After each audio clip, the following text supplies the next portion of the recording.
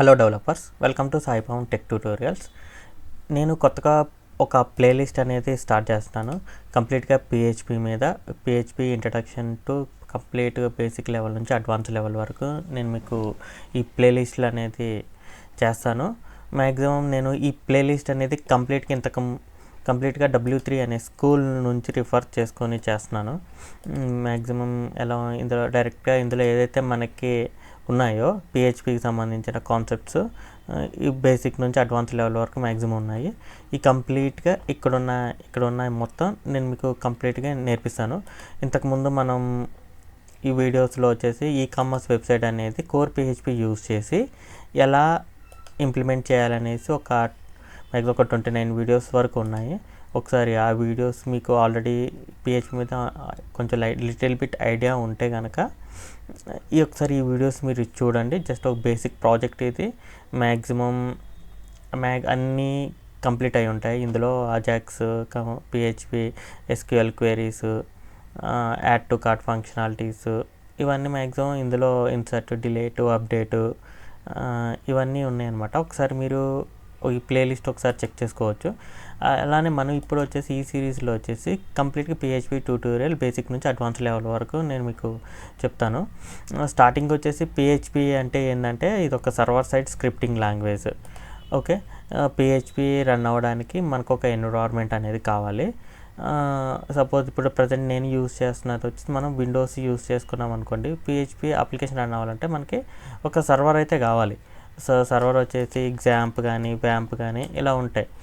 లేదంటే మనకు ఇండివిజువల్గా పిహెచ్పి ఒకటి అపాచీ సర్వర్ ఇలా మనం ఇండివిజువల్గా ఇన్స్టాల్ చేసుకోవచ్చు. కాకపోతే స్టార్టింగ్ లెవెల్లో ఉంటాం కాబట్టి మనం అంతవరకు అవసరం లేదు. ఇందులో వచ్చేసి బేసిక్ ఒక చిన్న సాఫ్ట్వేర్ ఉంటుంది.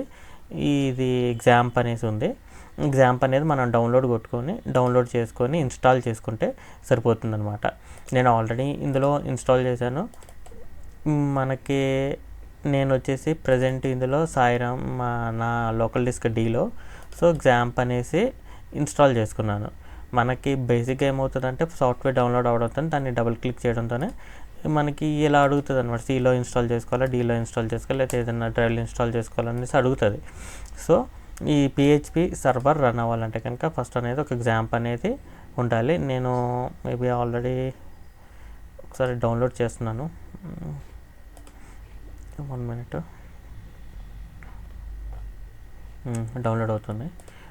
సో ఫైల్ అనేది డౌన్లోడ్ అవుతుంది. డౌన్లోడ్ అయిపోయిన తర్వాత మనం నెక్స్ట్ అని కొట్టుకుంటే కనుక సాఫ్ట్వేర్ అనేది XAMPP సర్వర్ అనేది ఇన్స్టాల్ అవుతుంది.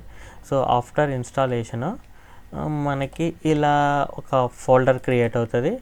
ఫోల్డర్ క్రియేట్ అయింది. XAMPP కంట్రోల్ ప్యానల్ అని డబుల్ క్లిక్ చేసామనుకోండి మనకి ఇలా ఒక ఇంటర్ఫేస్ అయితే ఉంటుంది. చిన్న పాపప్ వస్తుంది. అందులో అపాచీ సర్వర్ ఒకటి, MySQL ఒకటి స్టార్ట్ చేసుకోవాలి. సో నా MySQL దాంట్లో ఏదో సంథింగ్ ఎర్రర్ ఏదో ఉన్నట్టుంది. సో సో సర్వర్ అయితే స్టార్ట్ అయ్యింది, ఓపెన్ అవుతుంది. మనం మామూలుగా డైరెక్ట్ క్లోజ్ చేసుకున్నా మనకి ఇక్కడ బ్యాక్గ్రౌండ్లో రన్ అవుతుంది. సో నో ప్రాబ్లం, మీరు డైరెక్ట్గా క్రాస్ బటన్ మీద వచ్చేసి క్లోజ్ చేసుకోవచ్చు. ఇంకోటి ఏంటంటే మనకి పిహెచ్పి రావాలంటే బేసిక్ నాలెడ్జ్ వచ్చేసి HTML, CSS, జావాస్క్రిప్ట్ మీద మినిమం నాలెడ్జ్ ఉండాలి. HTMLలో కంప్లీట్గా HTML tags, opening and closing tags, HTML header tags, foot, next paragraph tags, H1 నుంచి H6 ఈ టెక్స్ట్ ట్యాగ్లు, ఇవన్నీ కొంచెం లిటిల్ బిట్ ఐడియా ఉండాలి. CSS ఎలా యూజ్ చేసుకోవాలి, CSS అంటే ఏంది, CSS క్లాసెస్ ఎలా యూజ్ చేస్తాం, ఐడీస్ ఎలా యూజ్ చేస్తాము. సో అలానే జావాస్క్రిప్ట్ మీద కూడా ఇంకొంచెం బెటర్ నాలెడ్జ్ ఉండాలి. బెటర్ అంటే బేసిక్ లెవెల్లో ఉంటే చాలు. స్క్రిప్ట్ క్రియేట్ చేయడం, అందులో ట్యాగ్స్ రాయడం, అంటే స్క్రిప్ట్ ట్యాగ్ లోపల మనకి కావాల్సిన JavaScript functionalities basic level idea ఉంటే సరిపోతుంది. మనకి పిహెచ్పి వచ్చేసి మెయిన్ ఇది వచ్చేసి ఓపెన్ సోర్స్ లాంగ్వేజ్. సో ఇది ఎటువంటి కాస్టింగ్ అయితే ఉండదు. పిహెచ్పి అంటే ఏంటంటే హైపర్టెక్స్ట్ ప్రీ ప్రాసెసర్. ఇది సర్వర్ సైడ్ ఎగ్జిక్యూట్ అవుతుందన్నమాట. సపోజ్ మనకి పిహెచ్పిలో మెయిన్ ఏంటంటే ఎక్స్టెన్షన్. పిహెచ్పికి సపోజు HTML డాక్యుమెంట్ ఉందనుకోండి. HTML డాక్యుమెంట్కి ఎక్స్టెన్షన్ ఏంటంటే .html అని ఉంటుంది. CSSకి .css, జావాస్క్రిప్ట్కి .js అని ఒక ఎక్స్టెన్షన్ ఉంటుంది. ఆ ఎక్స్టెన్షన్తో క్లోజ్ చేసిన ఆ పర్టికులర్ డాక్యుమెంట్ కానీ ఏదైనా రన్ అవుతుంది అప్లికేషన్, కానీ దానికి రిలవెంట్ ఓపెన్ అవుతుంది. సో అలానే పిహెచ్పి కూడా .php అనే ఒక ఎక్స్టెన్షన్ ఉంటుంది. సో పిహెచ్పితో మనం ఏమేమి చేయవచ్చు అనుకుంటే డైనమిక్ వెబ్సైట్స్ క్రియేట్ చేయవచ్చు, డైనమిక్ పేజెస్ క్రియేట్ చేయవచ్చు, basic CRUD operations create, read, delete, update చేయవచ్చు. అట్లానే collecting data from user data నుంచి యూజర్ దగ్గర నుంచి డేటాని కలెక్ట్ చేసుకోవడం. లైక్ ఎగ్జాంపుల్ వచ్చేసి సపోజ్ మనకు ఒక ఫామ్ ఉంది. ఆ ఫామ్లో మనకి రిక్వైర్మెంట్లు ఏంటంటే user first name, last name, email మనకి కావాలి. సో అదేంటంటే యూజర్ నుంచి డేటా కలెక్ట్ చేసుకోవడం. సో దానికోసం మనం ఏం చేస్తామంటే ఫస్ట్ ఒక ఫామ్ క్రియేట్ చేసుకుంటాము. క్రియేట్ చేసుకున్న తర్వాత సబ్మిట్ బటన్ నొక్కడంతోనే ఒక URL త్రో గెట్ మెథడ్ లేదా పోస్ట్ మెథడ్ ద్వారా డేటా అనేది సబ్మిట్ అవుతుంది. సబ్మిట్ అయిపోయిన తర్వాత ఆ డేటాని తీసుకొచ్చి మనం ఒక ప్లేస్లో స్టోర్ చేస్తాం. అది MySQL డేటాబేసే కానీ లేదైనా ఒక టెక్స్ట్ ఫార్మాటే కానీ ఎలాగైనా మనం స్టోర్ చేసుకుంటాం. అంటే collecting data from user. So user నుంచి డేటా కలెక్ట్ చేసుకోవడానికి యూజ్ చేసుకుంటాం. అలానే పిహెచ్పి యూజ్ చేసుకొని modifications, database modifications, cookies data receive చేసుకోవడం, డేటాని ఎన్క్రిప్ట్ చేయడము, యూజర్ యాక్సెస్ యూజ్ చేయొచ్చు. అంటే ఇప్పుడు యూజర్ యాక్సెస్ అంటే లైక్ ఇప్పుడు ఒక యూజర్ ఉంటాడు. యూజర్ ఏం చేస్తాడంటే లాగిన్ అవ్వాలి. లాగిన్ అయితే ఒక పర్టికులర్ పేజ్కి మనం యాక్సెస్ ఇవ్వాలి. సో దానికోసం యూజర్కి ఏం చేస్తామంటే ఆ పర్టికులర్ పేజ్ యాక్సెస్ ఇవ్వడానికంటే ముందు లాగిన్ చేయమని అడుగుతామన్నమాట. ఆ లాగిన్ చేస్తేనే ఆ యూజర్ ఆ పర్టికులర్ పేజ్కి వెళ్ళి అందులో ఉన్న డేటాని యాక్సెస్ చేయడం చేస్తాడు. సో అది user access. Encryption data like ఇప్పుడు ఒక ప్లెయిన్ టెక్స్ట్ ఉంది లేదా ఒక పాస్వర్డ్ ఉందనుకోండి. పాస్వర్డ్ ఒక చోట స్టోర్ చేస్తున్నాం. దాన్ని మనం ప్లెయిన్ టెక్స్ట్లో స్టోర్ చేయకూడదు. ఏదైనా ఒక ఫార్మాట్ MD5 కానీ లేదంటే bcrypt ఫార్మాట్ ఇలా ఉంటాయి అన్నమాట. ఈ ఫార్మాట్లో డేటాని మనం ఎన్క్రిప్ట్ చేయవచ్చు. నెక్స్ట్ వచ్చేసి మనకి పిహెచ్పిలో ఉండేసి పిహెచ్పి మ్యాక్సిమం అన్ని ప్లాట్ఫామ్లో రన్ అవుతుంటుంది. Windows, Linux, Mac, X and maximum అన్ని ప్లాట్ఫామ్స్లో రన్ అవుతుంది. కరెంట్గా అయితే పిహెచ్పి 8.2 అట్లా ఉంది. సో మీరు 7.4 అయినా యూజ్ 7 అబోవ్ వెర్షన్ ఏదైనా యూజ్ చేసుకోవచ్చు ప్రజెంట్ లెర్నింగ్ పర్పస్. దాని తర్వాత మీకు బేస్డ్ ఆన్ ప్రాజెక్ట్ రిక్వైర్మెంట్లు బట్టి వెర్షన్ మీరు మార్చుకోవడం చేసుకోవచ్చు. బేసిక్ ఇందులో వచ్చేసి ఇది ఇంట్రడక్షన్. మీకు బేసిక్ ఫస్ట్ పిహెచ్పి అప్లికేషన్ అనేది ఒక పిహెచ్పి ఫైల్ అనేది ఎలా క్రియేట్ చేయాలి, పిహెచ్పి కోడ్ అనేది ఒకటి రాస్తాను. ఫస్ట్ పిహెచ్పి కోడ్ రన్ అవ్వాలి. సో పిహెచ్పి అప్లికేషన్ అనేది మనకు కావాలి. సో దానికోసం నేను ఏం చేస్తున్నానంటే ఇప్పుడు ఒక ఫైల్లోకి వెళ్తున్నాను లేదా ఫోల్డర్ క్రియేట్ చేస్తున్నాను. ఫోల్డర్లోకి వెళ్ళి దిస్ పీసీలో నా డీలో రన్ అవుతుంది కాబట్టి ఎగ్జాంపుల్లోకి వెళ్ళి HDDocsలోకి వెళ్ళి ఒక ఫైల్ అయితే క్రియేట్ చేస్తున్నాను. day_1 అంటే 1 అనే ఒక ఫైల్ క్రియేట్ చేస్తున్నాను. ఈ ఫైల్ లైక్ ఒక ప్రాజెక్ట్ అనుకోవచ్చు. ఇందులోకి వెళ్ళి మనం ఫైల్ని ఓపెన్ చేసుకుని డైరెక్ట్గా ఒకటి న్యూ ఫైల్ ఒకటి index.php అనేసి క్రియేట్ చేశాను. సో ఇందులో మనకి స్టార్టింగ్ లెవెల్ ఏముంటుంది, ఎంటర్ లెవెల్. index.php అనేది ఎంట్రన్స్ అనుకోండి. అది డైరెక్ట్గా ఫస్ట్ రూట్ index.phpలోకి వెళ్తుంది. బై డిఫాల్ట్ index.phpలోకి వెళ్తుంది. ఈ ప్రాజెక్ట్ని మనం యాక్సెస్ చేసుకోవాలని అనుకుంటే ఇందులోకి వెళ్ళి లోకల్ హోస్ట్ /ఆల్రెడీ day 1 మీద క్లిక్ చేశాను అనుకోండి.